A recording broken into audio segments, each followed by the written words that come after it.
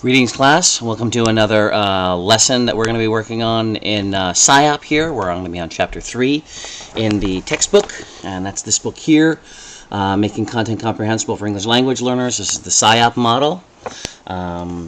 This chapter is on building background. We're also going to be talking a little bit about teaching mathematics today as we look at the SIOP protocol. Actually, after we look at the SIOP protocol.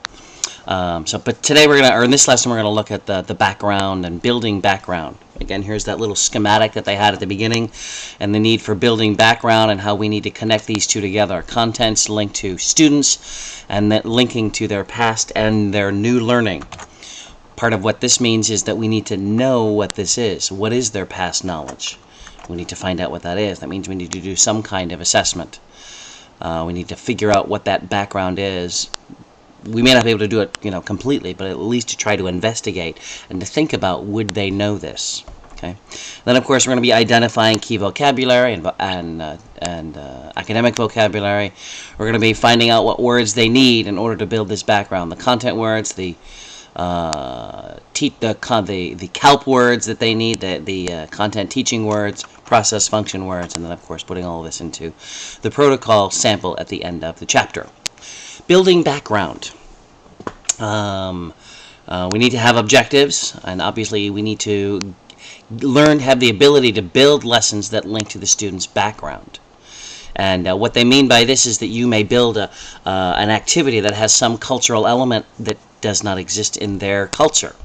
The example in the book was the whole idea of a magazine subscription, and they don't have those today. If we were going to look at building different background, we might talk about how it was living 30 years ago when someone had a rotary phone as opposed to today where they have a dial-a-phone. Someone had a record and a record player as opposed to today where people... they don't even buy CDs anymore. Most people download their stuff and they put it directly onto one of their devices. We need to build that background into students who don't know that old information, and students who come from other cultures. We need to build that up into them as well. We need to identify what they know and then build stuff that they're going to need in order to cover the materials that we're covering. And so that's what this chapter is going to be about. We need to identify techniques for linking the background and key concepts. And we need to identify the key vocabulary and the content, the different types of vocabulary. Okay, and then we're going to be writing lessons that incorporate student backgrounds when possible.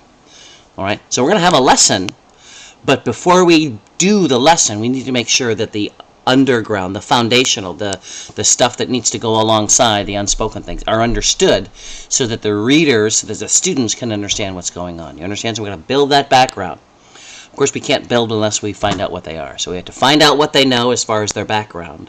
And then we want to try to build up what they're missing so that we can then do the lesson. That's what this whole chapter is all about. Now, we can't do it all the time. Sometimes you run into it as you go.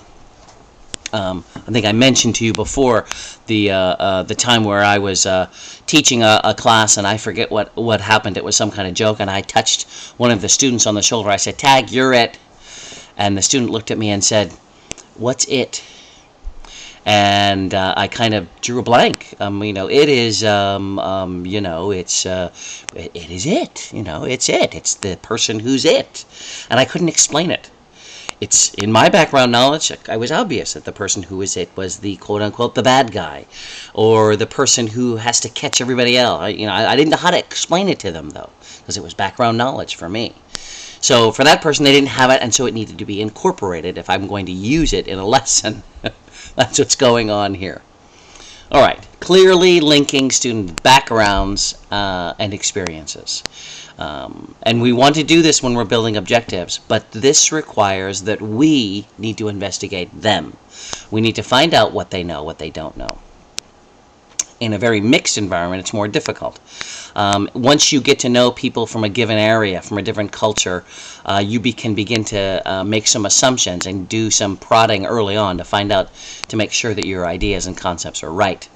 But we want to link the background and their experiences to the objectives so that we're not going to lose them as we go forward to try to complete or accomplish the objective.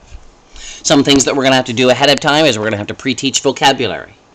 We're going to have to pre-teach some language functions and skills, grammars, tasks, and then try to introduce the cultural framework. We need to make sure they understand all that stuff, which means we're doing pre-activity activities.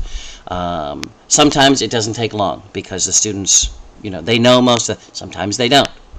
So you're going to have to find out what those are. Put those aside, make sure that's ready. Some other pre-doing activities is, again, we already talked about this, some of the instructional implications. We've got activating their prior knowledge, stuff they already have. They've already had that experience, so they know what it means. And then there's stuff they don't have, and that's stuff we need to build. So if they don't know what a record player is, because it's not in their background, I can't activate it because they don't know, so I need to give that to them so that they can use it. You see the difference between the two, right? Well, the things that I need to do, again, is I need to assess their current knowledge. What do they know? Well, how do you do this? You can do this through a formal test, an informal test, through observation, through just having a quick discussion, maybe a brainstorm. You might have them look at a picture and try to describe it in an effort to try to find out what their current knowledge is. After you do that, you may do a pretest. You may have a reading association to help build up what they're missing. Okay? So that's what you want to do even before you begin a lesson. Again, as they go on here in the chapter, they're talking about linking with existing knowledge. And again, you can have discussions that way. You want to link in with the key vocabulary. Let's just say, for example, you're going to be doing an activity about the automobile. And there are a lot of new words that students may not know. So you need to introduce those new words. And there may be new academic words that they don't know. So you may want to introduce those words. There may be content words like transmission or, I don't know, steering wheel. They may not have those words. I don't know. So you want to list those key vocabulary as you go. And then, of course, you want to list the key academic vocabulary, so that when they do the activity as a regular thing in the class, or as they're doing the lesson, they're going to be able to understand. They're going to be able to follow along. Okay. Again, process words, function words that may be necessary within the activity. All of this to say, find out what they need, find out what they know, find out what they need to know to do the activity, and prepare them with it, right? This may be an opportunity for you to do a little bit of intensive focus on language, where you can talk about common roots, common suffixes and prefixes and Latinates to help them move along. But you're trying to build the background knowledge so that they can go forward and work with the material that you want to work with. Now, the main thing that's in this chapter as far as building a background, one main component is vocabulary. And we talked about vocabulary in the other course that I'm teaching right now. And part of the thing that you need to do is you need to have a high-frequency vocab list. In my opinion, everyone ought to have a high-frequency vocab list. The top 3,000 words, the top 2,500 words. They are available online. You can go to the Complete Lexical Tutor and grab information off of there. They have lists and lists of materials there. Can I spell this? This isn't right, but I think they spelled it. Yeah, they did. They spelled it different.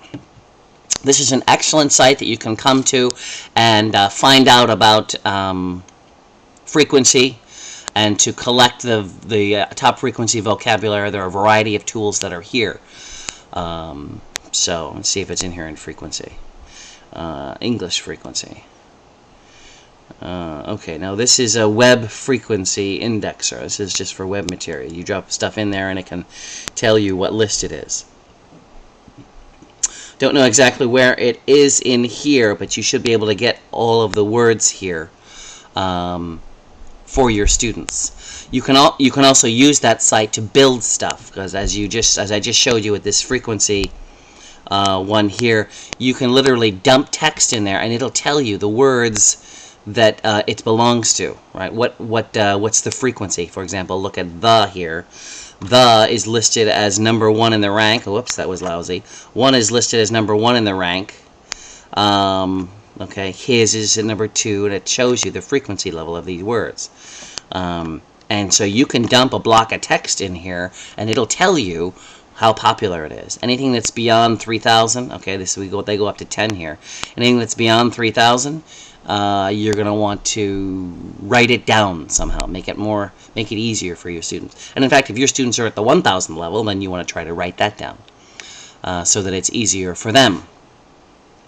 So you're going to want high-frequency word lists. But that's not the only thing you're going to want. You're going to want the academic word list. The academic word list is added on top of the high-frequency vocabulary, so as a boost to those who are going to be in the academy. So combine the high-frequency and the academic word list is about between 3,000 and 4,000 words. Most texts that are out there only go up to about 3,000, which means you've got to find extra materials to go higher than that. You're going to need to find those CALP words and the CALP grammar, so that they can better function in the academic setting. Phrases and words and concepts, even related to mathematics, for example. Mathematical words, mathematical phrases, mathematical structures, okay, and I'm talking about language structures, language, the words, the phrases, and the ideas that are involved in language and mathematics that you're going to need in a mathematics class, but you need those words in order to survive. I'm going to find out what those words are so that we can teach them to students as well. And then there's low-frequency words. Low-frequency words are the more less common words that students are not just going to memorize outright, but they're going to have to find a way, learn the phonics or the phonetics, learn some of the structures that are there so that they can figure out what those are. Regarding the teaching or preparing for background knowledge, you should make it personal. I would always recommend this. Make language learning something that they own. There are times when I talk with students, especially the higher level students, I ask them, what do you want to study? What content do you want to study? Or I ask them, what goals do you have in this class? What do you want to accomplish? And now they're their goals because they've made them. And now they have more ownership over it. More ownership means more motivation.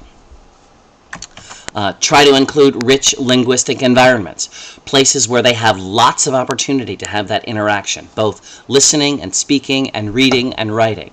The richer the linguistic environment is, the more opportunities they're going to have to try to pick up things.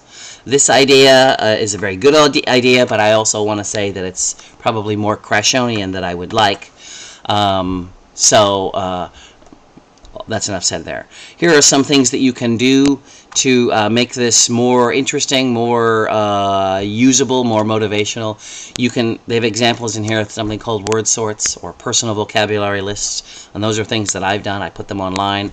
I can put them on my phone as a personal word list. I can put them on paper, and so that I can practice with them and say to myself that I want to use these. I can use a dictionary. There are going to be some in the second language world, in the non-academic world. Remember, I mentioned these authors come from the U.S. and their focus is on teaching in the public school system. There are people who have done research on dictionary use and people who want to dissuade teachers from allowing students to use bilingual dictionaries.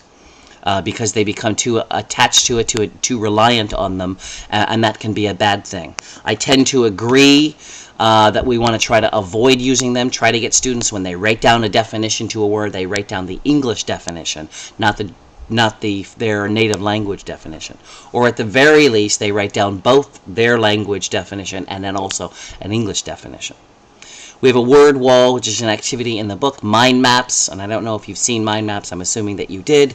Vocabulary games. I use these all the time to help them learn the words. Obviously, you're going to want some type of external reward with those.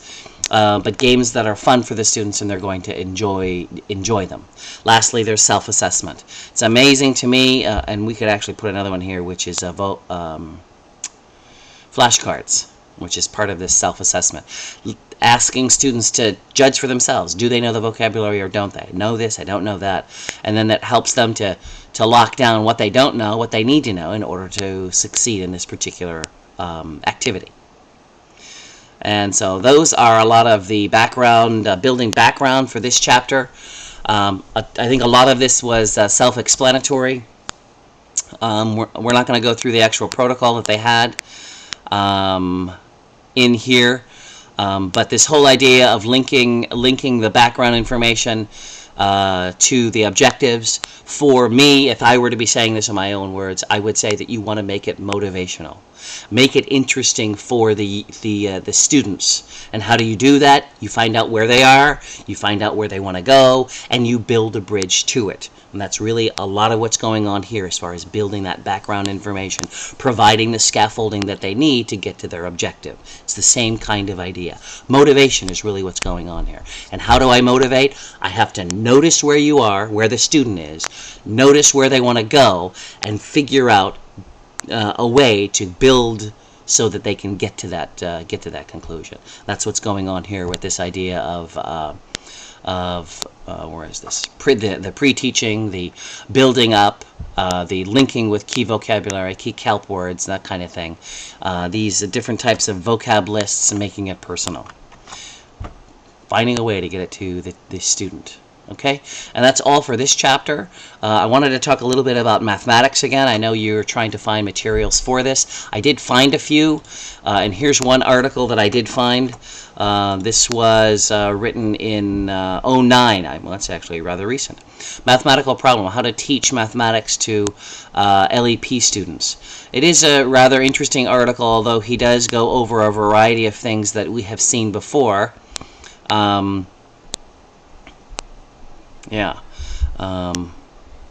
And here are some of his ways. This is the end. No, this is not the end. Here are some ways that you can help students. Stress understanding rather than rote. And that seems obvious. Use cooperative learning. Again, Krashonian, which is not a bad idea. Provide opportunities for peer tutoring. Okay. Include guided practice. I think that makes sense. Reinforcement rewards. Motivation, all right. Emphasize multicultural reference in relevancy to the lesson. I don't necessarily know why they're doing that, but I can understand some people who would want to use that. Make sure that you're teaching basic mathematics vocabulary. That, to me, makes the most sense here as I listen to this. You're going to be teaching this new vocabulary. Going back to the SIOP idea again, key vocabulary. Use simplified instruction, only if you need to. Okay, if we go back to the idea of the direct method of teaching, you're going to try to stay within within English in order to do this. Number 12, model the expected student behavior. I guess you can do that in a math class, although I don't necessarily know what that behavior may be. Be aware of how other countries and cultures teach basic mathematical concepts. This is a great idea, but how do you do that? It means that you need to talk to your students and find out how they learn, and you may or may not be able to do that. So you may need to be teaching all these little symbols and whatnot as you go through. Yeah, this is the end. Use programs that design increase hands-on activities. Hands-on activities are very good for teaching. Oh, there it is. There's the direct method.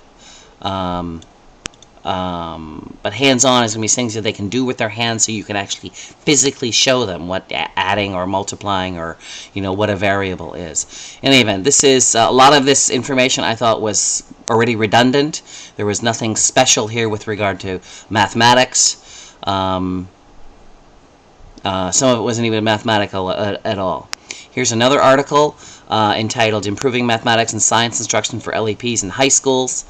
And some of the questions that they were asking is what type of mathematics science curriculum do they need, right? Focusing on writing and other activities in the classroom that help improve performance. And again, this is a rather long article, but when we get to the conclusions down here at the bottom, there aren't many new things that are in here. Some of the things they talked about in here are to make it motivational, make it personal, and have scaffolding. And so, again, none of that is necessarily specific to mathematics. It is specific to language teaching. Again, teaching the specific vocabulary that they may need, for example. Last one here is an even longer article, and the first beginning part is really talking about many things that you should be doing outside of specific mathematics. They get down here, they talk about strategies for mathematics, and they have create predictable classroom routines, has nothing to do with mathematics. Use consistent formats for assignments, again, has nothing to do with mathematics. Seat LEPs purposefully. put them together all by themselves sometimes, put them with others sometimes. Again, nothing to do with mathematics. Foster an appreciation for cultural diversity. Nothing to do with mathematics. Write legibly and print. Isn't this nice? 31-page article, and he's telling teachers to write legibly. Again, this has nothing to do with mathematics. Give directions step by step, oral and before writing. Yes, we want to do this. We want to provide that information before we even begin. But again, we should do that with anything, not just mathematics.